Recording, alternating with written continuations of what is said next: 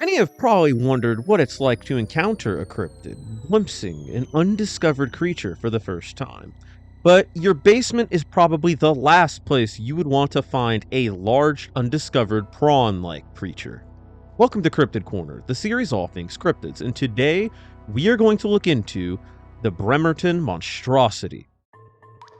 Today's story takes us to Bremerton, a small city in Washington state that is not far from Seattle and is home to the Kitsap Naval Base and the Puget Sound Naval Shipyard. The sole encounter of the creature reported was by Virginia Staples and dates back to 1948.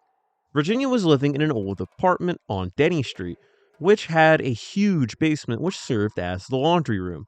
The basement was in very poor shape, with large holes just kind of in the walls that, according to the landlord, had even connected to a cave system that led out to the water. One day, Virginia would go down to hang some laundry up to dry, but while she was doing so, she couldn't shake the feeling that she was being watched. And when she looked to one of the holes in the back of the laundry room, she would be met with a terrifying sight. Within the hole stood a 5-foot tall creature which resembled a giant orange shrimp, with thin spider-like legs and an antennae that bobbed back and forth. The creature stared at her, and when it began to make its move, she fled in terror, packing her things and moving out of the apartment that very night. Virginia had moved in with her cousin in Seattle, but she just could never put a finger on what that thing was, only finding small shrimp to be the closest match in appearance. But even then, this creature was huge. A few years after the sighting, Virginia would return to Danny Street, only to find that the apartment had been completely torn down. Virginia would have an article written on this bizarre encounter in issue 6 of Strange Magazine, a magazine focused on cryptids and the paranormal. In the interview transcript, Virginia had cried while giving her account on what happened, showing that this sighting was a very terrifying moment for her. And I mean, yeah, I don't even know what I would do if some giant shrimp just pulled up in the basement uninvited asking for the Wi-Fi password. Like, bro, what the hell? Now, this account is one of the weirdest cryptid encounters I have covered on Cryptid Corner.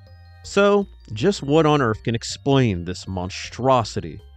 Given Shrimpy, and yes, Shrimpy is one of its nicknames, size and appearance, a candidate for its identity is a Eurypterid, a group of marine arthropods that ruled over the oceans hundreds of millions of years ago. Many of them have reached colossal sizes, and some studies suggest that they had a dual respiratory system, allowing them to survive on land for a short amount of time, such as in moist caves that lead out to the sea. And although sea scorpions lack the upright posture that the laundry room shrimp had, they'd have more than enough time to evolve those traits. The biggest problem with this theory, however, is that Eurypterids had went extinct some 250 million years ago, before even the dinosaurs existed.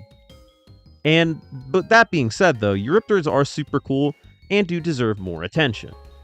If we were to take the laundry room shrimp's name literally, this creature would easily dwarf the largest known shrimp species, the giant tiger prawn, which has reached lengths of up to 13 inches. Some shrimp can also spend limited amounts of time out of the water, such as the cherry shrimp, which is able to survive for up to 24 hours in cool, moist environments. It is pretty unlikely for a shrimp to reach these sizes due to food availability and the fact that there is just always a bigger fish ready to nab them on up. So unless they evolved for life in some complex ocean cave system hidden under coastal Washington, I doubt it. And the same goes for other crustaceans. But a more likely explanation is that this story was all a hoax. I mean, yeah, it's all true. Yeah, like, hoax is always boring, but I mean, you're telling me that nobody else so much as bumped into one of these things?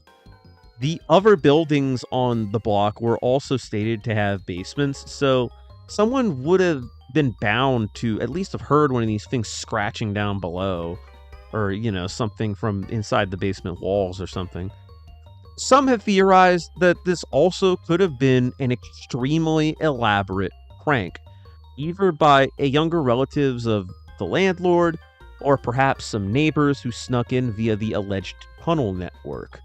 A giant shrimp costume does seem like something that'd be pretty easy to make, and given the poor visibility in the room, it could easily have fooled this poor woman while doing her laundry.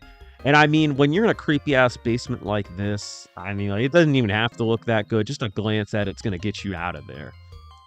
A prank like this would require a lot of planning, trespassing, and boredom to pull off, but such is the art of the prank.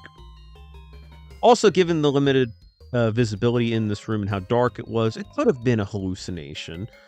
I mean, like, this is a pretty weird, creepy ass room, but given how much time Virginia lived here, she probably would have got used to it at some point, and I doubt just some weird looking jacket in a hole would set her out that crazy.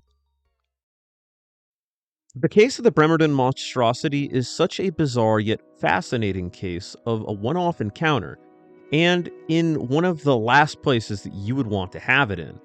Everyone has probably been scared to go into a dark basement at some point in their life because a monster might be lurking in the shadows, and the last thing that you would want to be is right.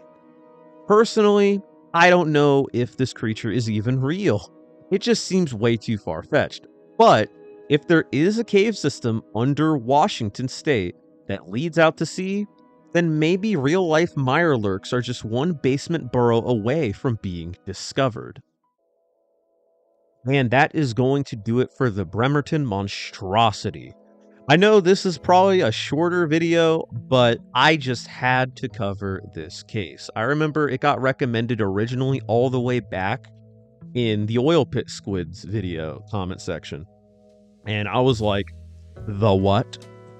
But it just kind of crossed my mind, and I haven't really felt the need to cover it since then. But then it got recommended again on the recent Deep Star Fish video, which did really well, by the way. I'd like to thank you for that. But I just saw that and I was like, nope, I'm covering this. I don't care if the video don't hit the 10-minute mark. I gotta cover this in its own dedicated video. There is next to no conversation about this thing, and it is such a wild encounter that I just had to cover it. But if you liked it, make sure to leave a like and subscribe if you like this type of stuff, but also comment down below what you think about it. Do you think that there's a mirelurk down there? Do you think that this was a real thing, or do you think it's an extremely complex prank, or just a hoax? Maybe it's just a one big old lie made for a magazine. I always love reading the comments. I always love the suggestions. This video literally is several suggestions, and I always love seeing more of them. But again, I'm not going to hold you too much longer. I'd like to thank you for watching one last time, though, and I will see you in the next one.